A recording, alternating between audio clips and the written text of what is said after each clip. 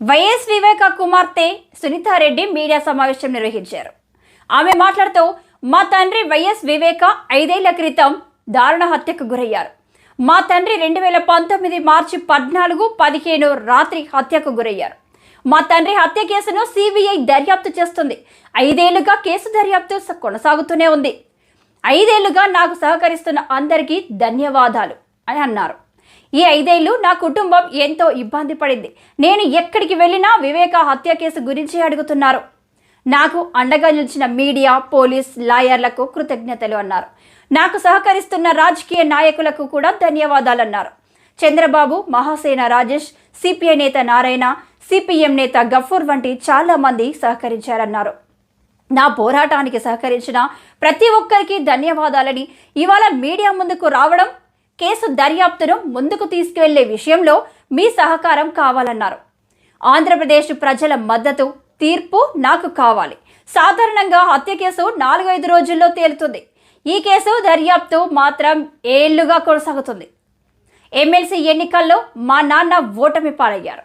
సొంత వాళ్లే మోసం చేసి ఓడించారని అనుకుంటున్నాం. ఓటమి పాలైన నా తండ్రిని మరింత అణచాలని చూశారు. మార్చురి వద్ద అవినాష్ నాతో మాట్లాడారు. పెదనాన్న 11:30 వరకు నా కోసం ప్రచారం చేశారని చెప్పారు. అలా ఎందుకు చెప్పారో అర్థం కాలేదు. ఒక్కోసారి హంతకులు మన మధ్య ఉంటున్నా తెలియనట్లే ఉంటుంది. వివేక హత్య కేసును ఇంతవరకు తేల్చలేకపోతున్నారు. సిబిఐ దర్యాప్తుకు వెళ్ళామని, Unfortunately, thereafter, the investigation officers change, or the police officials change in Kadapa. Again, this has been a problem.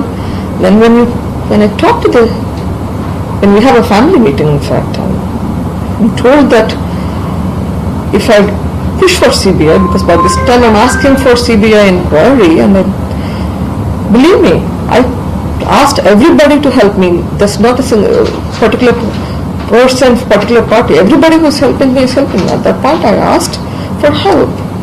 People keep saying that, she's talking to certain people. No, I spoke to you first. I spoke to my chief minister, my brother first. CBI podam antena, CBI kelte Avinash BJP party ki martadu. What connection has that to do with me asking for a CBI inquiry? CBI ki pote, this will be my 12th case that I'll be dealing with. Come on. I'm asking for justice here. CBI దర్యాప్తుకు వెళ్దామని జగన్ ను అడిగినా సిబిఐకి వెళ్తే అవినాష్ బీజేపీకి వెళ్తారని అన్నారు. Arrest, charge షీటుకు 1 ఏడాది సమయం పట్టింది. కేసు దర్యాప్తు ఎందుకంత ఆలస్యం జరుగుతుందో అర్థం కావట్లేదు. సిబిఐ పైన కేసులు పెట్టడం మొదలుపెట్టారు. కేసు దర్యాప్తు అధికారులపైనే కేసు పెట్టి భయపెట్టారు. నిందితులను పట్టుకోవడంలో ఇంత జాప్యం ఏ కేసులో లేదు. కర్నూలులో అవినాష్ను అరెస్టు చేయడానికి వస్తే ఉద్రిక్త వాతావరణం సృష్టించారు. అవినాష్ రెడ్డి అరెస్టు కోసం వెళ్ళినప్పుడు కర్నూలులో ఏం జరిగిందో అందరికీ తెలుసు. సిబిఐ అరెస్టు చేయడానికి వెళ్ళి వెనక్కి వచ్చిన సందర్భం ఎప్పుడైనా చూసామా? వైఎస్ వివేక హత్య కేసు దర్యాప్తు ఇప్పటికీ అక్కడే ఉంది. నాకు ప్రజా కోర్టులో తీర్పు కావాలి అన్నారు. జరిగిన ఘటనలు ప్రజల ముందు ఉంచితే నాకు న్యాయం జరుగుతుందన్నారు. ముందు సిబిఐ విచారణకు ఆదేశించిన పిటిషన్కు ఎందుకు విత్డ్రా చేసుకున్నారు? కొత్త ప్రభుత్వం ఏర్పడక ముందే జగనన్న ఎందుకు విత్డ్రా చేసుకున్నారు? శివశంకర్ రెడ్డి అరెస్టు తర్వాత మొత్తం కేసు మారిపోయింది. శివశంకర్ రెడ్డి అరెస్టు తర్వాత భయం మొదలైంది. అప్పటి నుంచే సిబిఐపై కేసులు పెట్టడం ప్రారంభించారు. విలువలు, విశ్వసనీయత పదే పదే అంటుంటారు. మాట తప్పను, మడమ తిప్పను అంటుంటారు. మా నాన్న హత్య కేసులో ఇలాంటివి ఏమయ్యాయి? వివేకాను చంపిన వారిని వదిలిపెడితే ఏం సందేశం వెళ్తుంది? మంచి చెడుకు యుద్ధం అంటున్నారు. ఏది కరెక్టో వాళ్ళే చెప్పాలి మరి అన్నారు. పేదలు, పెత్తందారులకు మధ్య యుద్ధం అంటున్నారు. న్యాయం కోసం 5 ఏళ్లుగా పోరాడుతున్నా పట్టించుకోవట్లేదు. సిబ్బందిపై కేసుల తర్వాత కడప నుంచి సిబిఐ అధికారులు వెళ్ళిపోయారు. హైదరాబాద్కు కేసు బదిలీ అయిన తర్వాతే కేసు విచారణ ప్రారంభమైంది. హత్య రాజకీయాలు ఉండకూడదు. జగనన్న పార్టీ వైసీపీకి ఓటు వేయవద్దు. వంచన, మోసం చేసిన పార్టీకి ఓటు వేయవద్దని తమ అనుకునే వాళ్ళకే న్యాయం చేస్తారా? అవినాష్ భాస్కర్ రెడ్డి సిబిఐ విచారణలో ఉన్నారు. అవినాష్ భాస్కర్ రెడ్డిని అధికారంలో ఉన్న వాళ్ళే రక్షిస్తున్నారు.